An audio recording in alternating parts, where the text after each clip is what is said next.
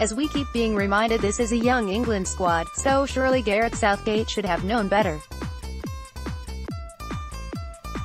A man who himself has played international football, he apparently thought that a few games of darts and bowling with the press would change how they reported on his men. Trying to make the media get to know or even become friends with millionaire superstars was his secret weapon, a philosophy which would differentiate him from a Fabio Capello. So now our manager is let down that his potential starting lineup would be printed in newspapers. He trusted everyone that the sake of his side's success was the main agenda. Those who dared take advantage of Steve Holland not knowing in 2018 that cameras are everywhere supposedly won't be invited to the next pool contest. For a man praised for how articulate he speaks, this is naive from a guy who knows personally how unforgiving the world is to failure. Yes, most sports writers are football supporters who love in their lifetime to see their nation win a World Cup.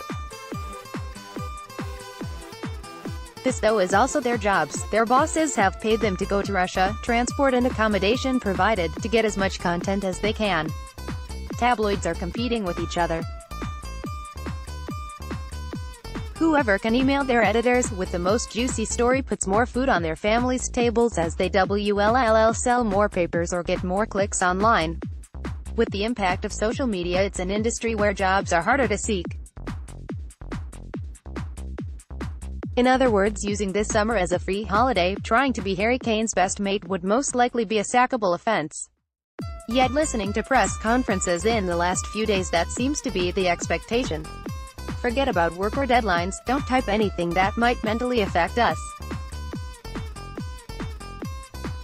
What if we draw with Panama? Should the media not dare criticize for fear of upsetting 23 adults? Of course we shouldn't drop points this weekend. The reality is whoever starts versus the Central Americans should earn 3 points fairly comfortably. The world knowing our 11 a few days in advance is a non-story based on the limited opposition. It's the managers and players' reaction to it which has made it an issue. It's made them show their hand.